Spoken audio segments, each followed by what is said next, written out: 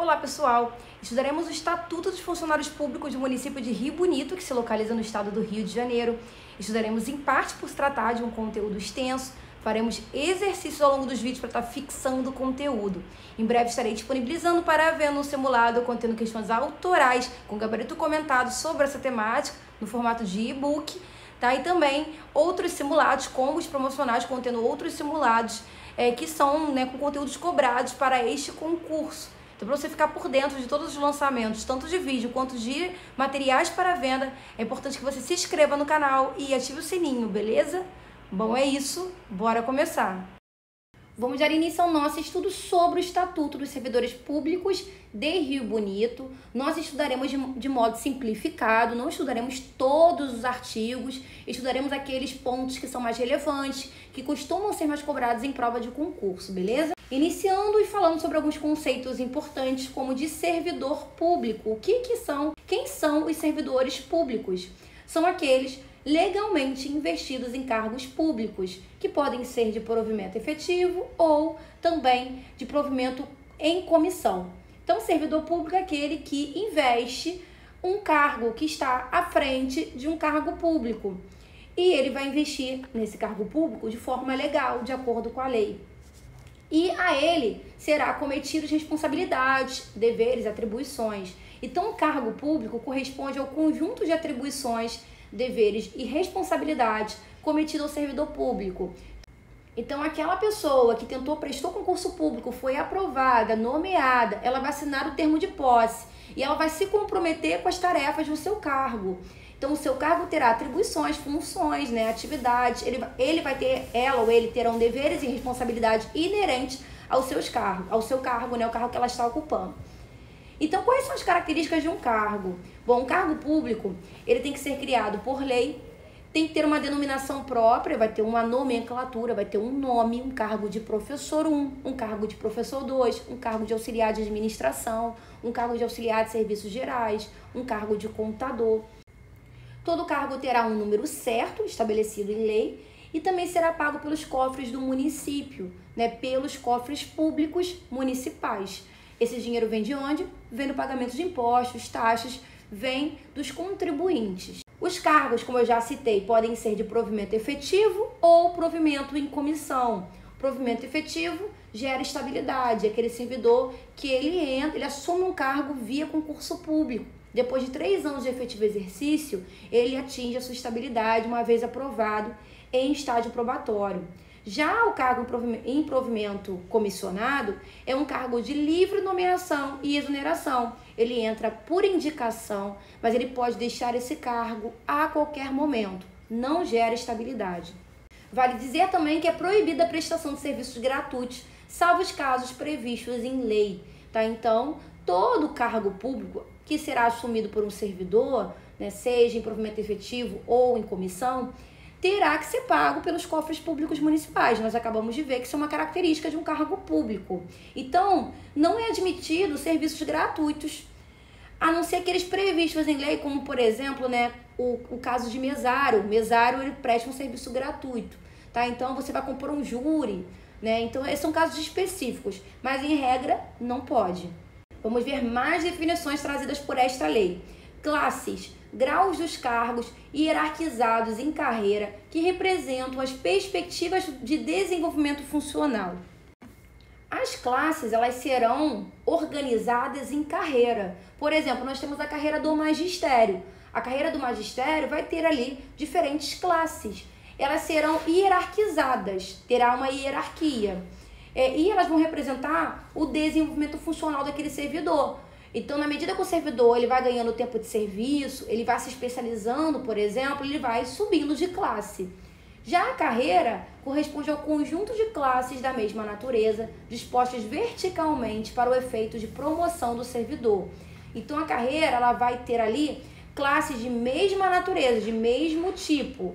As classes elas vão ter graus de cargos diferentes. A carreira são de classes de mesma natureza. Carreira é o conjunto de classes do mesmo tipo.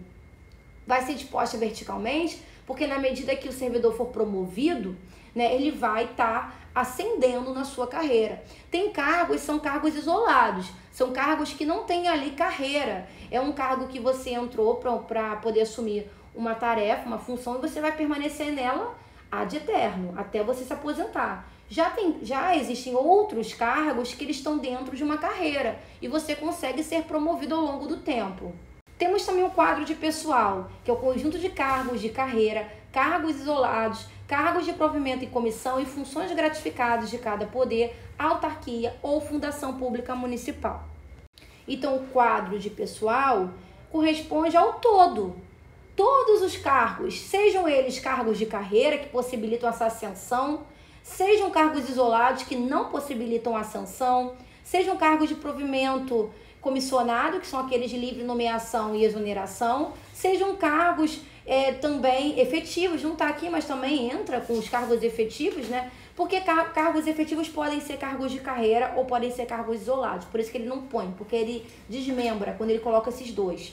E também funções gratificadas, que são funções de confiança que geram valor a mais ao servidor. Seja dos poderes, aqui está falando do poder municipal, estamos falando de uma prefeitura, mas também inclui administração pública indireta, como as autarquias e fundações públicas. Agora vamos estudar os requisitos para investidura em cargo público.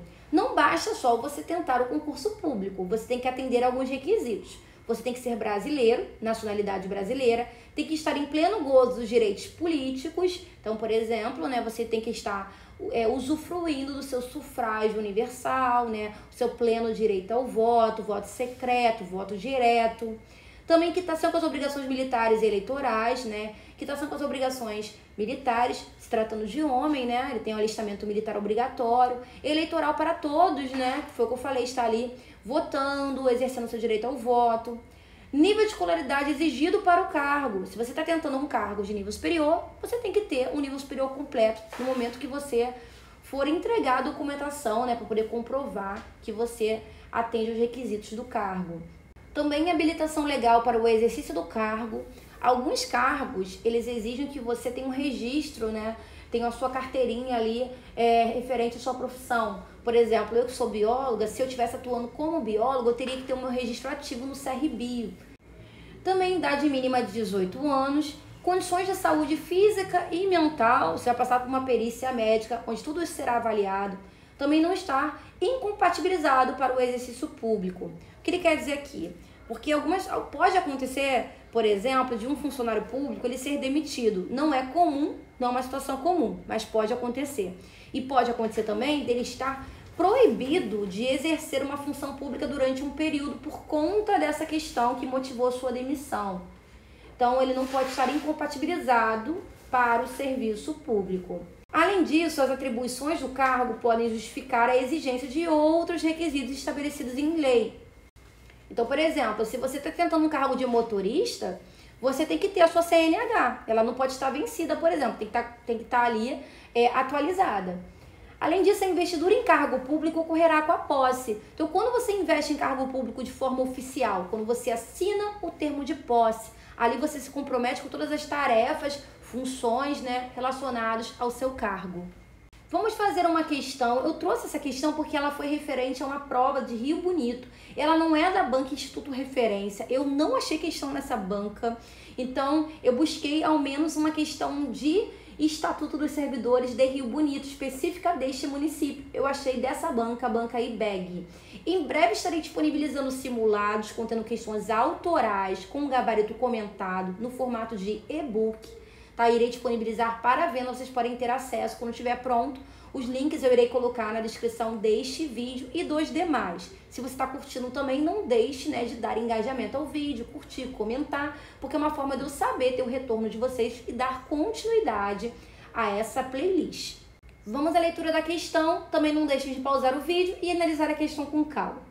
No tocante ao regime jurídico apresentado pela Lei 1822 de 2013, assinale a alternativa correta. Essa lei é a lei que implementa o Estatuto dos Servidores Públicos de Rio Bonito, ok? Então vamos lá, vamos em busca da alternativa correta. Letra A. Quadro de pessoal é o conjunto de atribuições, deveres e responsabilidades cometidos ao servidor público. Essa definição não é de quadro de pessoal, e sim de cargo público. Portanto, a A está errada. Letra B. Classes são os graus dos quadros de pessoal hierarquizados em cargos que representam as perspectivas de desenvolvimento funcional. Essa letra B ela foi bem maldosa, né? Porque olhando rapidamente ela parece toda correta, mas ela tem aqui um erro. Classes não são os graus dos quadros de pessoal, e sim os graus dos cargos. De resto, ela está perfeita, tá? Logo, a letra B está errada. Letra C. Cargo público é o conjunto de classes de mesma natureza dispostas verticalmente para o efeito de promoção do servidor. Quando junta várias classes de mesma natureza, nós não temos cargo público, nós temos a carreira, tá? Então, essa definição é de carreira e não é de cargo público. Letra D. Carreira é o conjunto de cargos isolados, cargos de provimento em comissão e funções gratificadas de cada poder, autarquia ou fundação pública municipal. Essa definição que abrange, né, pega tudo, coloca tudo num pacote só, na verdade chama-se quadro de pessoal. Quadro de pessoal que é o conjunto de cargos isolados, comissionados, funções gratificadas, seja do poder municipal, seja da administração indireta. A letra D está errada porque não é definição de carreira, e sim de quadro de pessoal. E letra E, que só pode ser a nossa resposta, são servidores públicos aqueles legalmente investidos em cargos públicos de provimento efetivo ou de provimento em comissão. Tá perfeito, né? De fato, isso aí, servidores públicos são aqueles que vestem a camisa de um cargo público, estão ali assumindo um cargo público, seja ele de provimento efetivo, que gera estabilidade, seja ele de provimento comissionado, que não gera estabilidade. Agora nós vamos estudar as formas de provimento. O que é provimento? É o preenchimento de um cargo público, que é o contrário de vacância. Vacância é deixar um cargo público vago. Então vamos estudar então quais são as formas de provimento do município de Rio Bonito.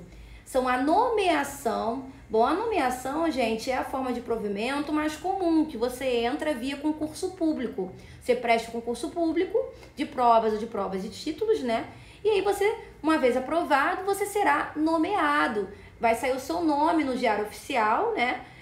De forma a tornar público essa nomeação. E você vai ter um tempo para poder tomar posse, apresentar os documentos, passar pela perícia médica e tomar posse. Então a nomeação ela pode acontecer em caráter efetivo, né? Quando se tratar de um cargo isolado, um cargo de carreira, que você prestou concurso público, que é a forma mais comum. Pode acontecer em comissão para cargos de livre nomeação e exoneração, que são aqueles cargos que são cargos de confiança, né? Cargos de chefia, direção, assessoramento, que você entra via indicação, porém você pode deixar o cargo a qualquer momento. E também a nomeação em função gratificada, exercida exclusivamente por servidores ocupantes de cargos efetivos. E aí vocês podem ficar na dúvida entre cargo comissionado e função gratificada, porque ambos eles são destinados a funções de confiança, que são funções de direção, chefia e assessoramento. No entanto, o cargo comissionado ele pode ser ocupado por uma pessoa que ela não é servidora pública efetiva. Ela entrou via indicação. Isso acontece muito na política, nós sabemos que acontece.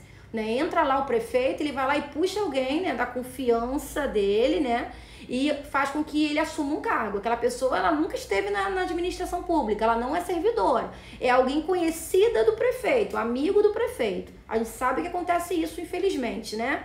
Então, o cargo comissionado tem essas situações que não são bacanas. Tem a situação do cargo comissionado ser ocupado por uma pessoa que ela não é servidora, porém ela atende aos requisitos. Ela tem ali capacidade técnica, capacidade científica para poder assumir esse cargo. Aí, ótimo, tá? Mas essa pessoa ela não é servidora, ela pode deixar esse cargo a qualquer momento. Já a função gratificada, não. A função gratificada, ela será destinada a servidores públicos efetivos, que são aqueles que prestaram concurso público, que nem vocês estão fazendo, foram aprovados e nomeados, e que possuem estabilidade. Tá? Então, além de ele ser um servidor efetivo, ele vai ter uma função gratificada, uma função a mais ali de confiança, ele vai receber um pouco a mais por isso.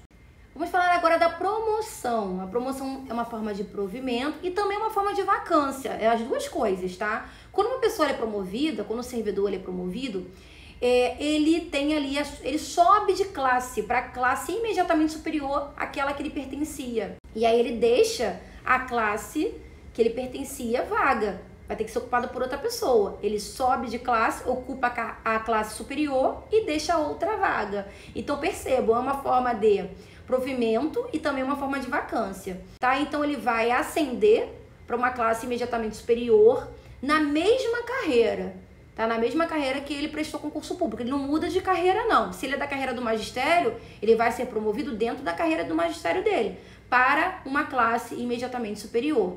Ele vai passar por uma avaliação prévia, onde vai ser testada a sua capacidade para poder, né, exercer as atribuições dessa classe que ele está subindo, que ele está sendo promovido. Vamos falar agora da readaptação. É a investidura do servidor estável em cargos de atribuições e responsabilidades compatíveis com a limitação que ele tenha sofrido em sua capacidade física ou mental. O que aconteceu com esse servidor? Esse servidor, ele teve uma limitação física, ele passou por um acidente, ou ele foi acometido por uma doença e ele teve ali sequelas e ele não consegue mais fazer as funções que ele fazia antes. Tanto fisicamente ou mentalmente também, ele passou ali por uma síndrome do pânico, ele desenvolveu ansiedade, né? E enfim, ele tá com uma série de desordens no campo mental ou ainda na questão física, e aí ele não consegue mais fazer as funções que ele fazia antes. O que vai acontecer com esse servidor? Ele é um servidor estável, ele não pode ser demitido por isso, jamais. Esse servidor será readaptado. Então, o exemplo do professor, né, que é a minha realidade. Um professor não consegue mais estar em sala de aula, desenvolveu ali desordens mentais, enfim, síndrome do pânico, ele não consegue mais. E aí, esse servidor, professor, ele vai sair da sala de aula e vai assumir uma função administrativa na secretaria da escola. Então, ele é um servidor o quê? É um servidor que ele foi readaptado, beleza? Temos também a reversão. A reversão é quando nós temos um servidor que ele foi aposentado por invalidez, porém a junta médica oficial declarou que os motivos que levaram à sua aposentadoria não são mais subsistentes, que eles são insubsistentes, que eles tornaram-se inválidos, não fazem mais sentido e que ele tem condição sim de tornar-se novamente ativo, tá? Então, por esse motivo, ele retorna à atividade. Então, a reversão ela pode acontecer de ofício ou pode ser a pedido. De ofício, a administração pública julgou que ele tem condições de voltar. A pedido, o próprio servidor se julga capaz de retornar. E aí ele retorna no mesmo cargo que ele ocupava antes ou num cargo resultante de sua transformação. E tem um prazo para ele poder retornar, tá? Ele tem um prazo de 10 dias a partir da data da publicação do ato de reversão. Então, ele tem 10 dias para poder retornar à atividade, para reassumir o exercício do cargo. Caso contrário, se ele não assumir em 10 dias, terá a pena de cassação de sua aposentadoria. Tem mais uma coisa importante, uma informação que está lá no artigo 50 do Estatuto, vocês podem estar conferindo, que diz que para efeitos de reversão, é necessário que o aposentado não tenha completado 70 anos de idade.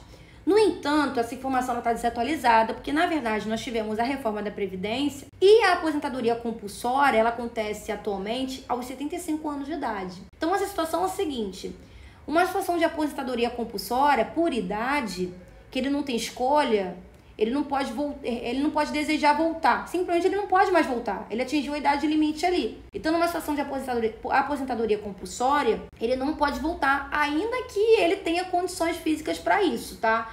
Tá 70 anos na lei porque tá desatualizado, o correto é 75 anos. Então, um servidor que já tiver completado 75 anos, ele não pode voltar via reversão. Vamos falar agora da reintegração.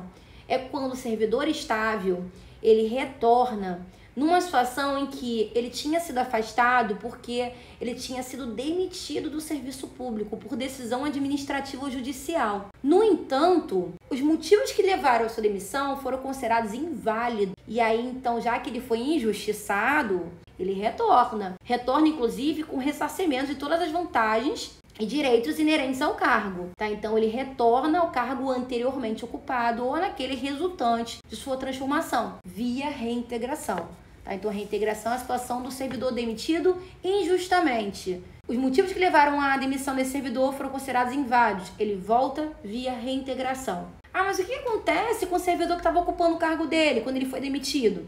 Esse servidor ele será reconduzido ao cargo que ele ocupava antes, ao seu cargo de origem. Porque, na verdade, aquele cargo é daquele servidor que foi demitido injustamente. Então, já que foi considerado injusta aquela demissão, ele vai ter que sair. ele também é um servidor estável, ele não vai ser demitido, obviamente. Ele vai ser reconduzido ao seu cargo de origem, sem direito à indenização. Ah, mas não tem mais aquele cargo, enfim, o que acontece com ele? Aí ele vai ser posto em disponibilidade remunerada. Ele vai ficar ali esperando a administração pública arrumar uma função para ele compatível com o seu salário, enfim. Aí ele fica em disponibilidade recebendo enquanto isso. Recondução, adiantei um pouco, né, sobre a recondução com vocês, agora que eu expliquei a reintegração. A recondução é o retorno do servidor estável ao cargo anteriormente ocupado, no caso em que ele foi reprovado em estágio probatório, aí ele volta para um outro cargo efetivo que ele tinha, ou numa situação de reintegração do anterior ocupante, que foi o que eu acabei de falar para vocês, que é a situação em que o servidor ele foi demitido injustamente, ele volta, aquele que ocupava o cargo dele durante a sua ausência é reconduzido ao seu cargo de origem. A situação do estágio probatório é o seguinte: pode acontecer de um servidor, ele já era servidor em uma outra prefeitura, exemplo, ele assumiu um novo cargo público de uma prefeitura Y, ele era da prefeitura X, ele assumiu esse novo cargo público, é um cargo inacumulável, não dá para acumular, então ele exonerou o cargo que ele tinha antes, para poder assumir esse novo cargo. No entanto, ele foi reprovado no estágio probatório. Porém, ele era estável no cargo que ele ocupava antes. Só que ele exonerou, tudo bem. Mas como ele foi reprovado nesse cargo público que ele tentou agora, depois dos 3 anos, ele é reconduzido para aquele cargo lá atrás que ele exonerou, porque ele tinha estabilidade naquele cargo. É uma forma de compensar esse servidor, para ele não ficar, né, com uma mão na frente e outra atrás. Ele tinha uma estabilidade, ele perdeu, entre aspas, ela para assumir. Ele arriscou, né, para assumir um novo cargo, mas ele foi reprovado no estágio probatório. Então, para não deixar ele com uma mão na frente e outra atrás, né, ele é reconduzido para aquele cargo público anterior. Vamos falar agora do aproveitamento. É uma situação em que o cargo público ele foi considerado desnecessário, ele foi extinto, deixou de existir porque ele foi considerado desnecessário. Dessa forma, o servidor estável ele fica em disponibilidade, recebendo com remuneração proporcional ao tempo de serviço, até que ele seja aproveitado em um cargo compatível com as suas funções anteriores. Esse aproveitamento ele tem que ser obrigatório. O servidor não pode ficar ali ad eterno esperando ser aproveitado, tá? Esse retorno ele é obrigatório via aproveitamento. E claro que as atribuições e vencimentos têm que ser compatíveis com aquele que ele ocupava antes. E o aproveitamento, ele depende de prévia comprovação de capacidade física e mental do servidor. Ele vai passar por uma perícia médica, tá? E aí, uma vez considerado apto pela perícia médica, ele vai assumir o exercício do cargo. Ele tem 30 dias para poder assumir esse exercício do cargo, né, contado da publicação do ato do aproveitamento. Ah, mas na perícia médica foi constatado que ele não tem capacidade, ele não tem mais condições para poder assumir o exercício do cargo de qualquer atividade no serviço público de Rio Bonito, né? Ele foi considerado inapto. O que acontece com esse servidor? Bom, ele não vai continuar em disponibilidade, né? Porque, na verdade, ele perdeu sua capacidade funcional ali, ele não tem mais capacidade física, enfim. Ele foi considerado incapaz de forma definitiva, então ele será aposentado. Vamos falar da posse agora. A posse ocorre pela assinatura do termo de posse, né? Uma forma de você oficializar que você está investindo em um cargo público. Você assume ali, você se compromete, né, com as atribuições, deveres, responsabilidades e direitos do cargo público que você está assumindo ali. Qual é o prazo para tomar posse? O prazo para a posse é de 30 dias, podendo ser prorrogado uma única vez por igual período, desde que haja justificativa aceita pela administração. Saiu seu nome no Diário Oficial de Rio Bonito, você foi nomeado para assumir o cargo que você prestou concurso público. Você tem 30 dias a contar dessa data da publicação para tomar posse. Você pode prorrogar? Até pode, uma única vez por igual período, por mais 30, ou seja, até 60 dias. Mas essa prorrogação você vai ter que solicitar para a administração pública e tem que ter um motivo, uma justificativa que seja aceita pela administração pública. Ah, mas eu sou servidora pública de uma outra prefeitura, eu consegui passar para esse concurso de Rio Bonito, eu vou acumular porque é cargo acumulável, mas eu estou gozando de licença. O que acontece comigo? Eu tenho 30 dias também? Aí, nesse caso, o prazo para você, nessa situação específica, vai ser a partir do término da sua licença, do seu afastamento, tratando-se de servidor municipal, que está sujeito ao regime estatutário, né? É o regime do Estatuto dos Servidores Públicos. Uma outra situação, eu fui nomeado, mas eu tô viajando numa viagem internacional. Como é que eu faço? Será que eu consigo passar plenos poderes para alguém, para essa pessoa da minha confiança ir lá e assinar o termo de posse por mim? Pode, tá? Pode, a posse pode ocorrer mediante procuração específica, tá? Então, se você tem a chance de ser nomeado, mas você precisa viajar, já deixe uma procuração com alguém de sua confiança.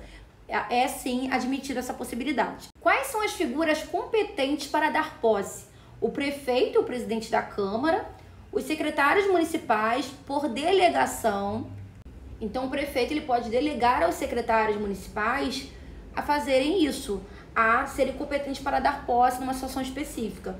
Também as autoridades dirigentes, as autarquias e fundações públicas municipais por delegação do prefeito.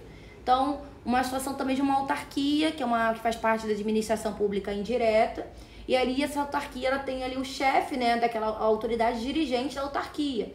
E aí, nesse caso, ele pode ser a pessoa, a figura responsável por dar posse aos funcionários públicos que foram nomeados para poder assumir aquela autarquia, desde que haja delegação do prefeito. Bom, você foi nomeado, você vai ter que apresentar alguns documentos obrigatoriamente para você conseguir assumir esse cargo, tomar posse. Você vai ter que apresentar provas de aptidão física e mental para o exercício do cargo e vai ter que constar em atestado médico oficial. Você vai passar por uma perícia médica. A perícia médica oficial vai julgar se você está apto ou não. Também declaração de bens e valores que constituam seu patrimônio. Também declaração de que a posse do cargo não implica acumulação proibida de cargo, emprego ou função pública. Então você tem que comprovar que se você já é servidor, que você vai assumir um cargo que ele é acumulável. Por exemplo, se você é professor, você pode ter até 2 matrículas. Você vai ter que apresentar uma declaração de que a posse nesse cargo não vai implicar em acumulação proibida. Também outros documentos necessários ao ingresso no serviço público municipal, não exigidos por ocasião da inscrição no concurso, se for o caso, se a administração pública julgar que precisa de mais um documento do servidor, dos servidores de modo geral, daqueles que estão tomando posse, ela pode solicitar isso, ainda que não esteja ali, não foi necessário na época da inscrição. Também declaração de participação de gerência ou administração de empresa privada, ou se é empresário, uma situação muito específica, né? Você é um empresário, você tem uma empresa, você faz parte ali da gerência, administração de uma empresa privada. Você vai ter que comprovar isso, entregar uma declaração mostrando isso, declarando isso. Também declaração de percepção de provento de aposentadoria decorrente de cargo ou emprego público. Então, se você recebe provento, né, é o vencimento para o aposentado, né, decorrente de uma aposentadoria de cargo ou emprego público, você tem que declarar isso. Vamos fazer mais uma questão para estar fechando esse primeiro vídeo. Questão, mais uma vez, direcionada ao município de Rio Bonito, que eu encontrei, da banca IBEG. Assinar a opção que não corresponde a um dos documentos listados pela Lei 1822 de 2013, de apresentação obrigatória no momento da posse. Letra A. Declaração de participação de gerência ou administração de empresa privada ou sem empresário. Nós acabamos de ver, né? Sim, é necessário sim apresentar essa declaração. Letra B. Histórico escolar que englobe todo o ensino exigido para o cargo ocupado. Bom, percebam que há uma diferença entre você apresentar o documento que comprove que você tem um nível superior, nível médio, nível técnico do que está escrito aqui. Ele diz aqui que é um histórico escolar que englobe todo o ensino, tá? Então, assim, é uma situação bem específica. Normalmente, as prefeituras, os serviços públicos, elas exigem que você apresente comprovante do nível, né, que você tentou o cargo.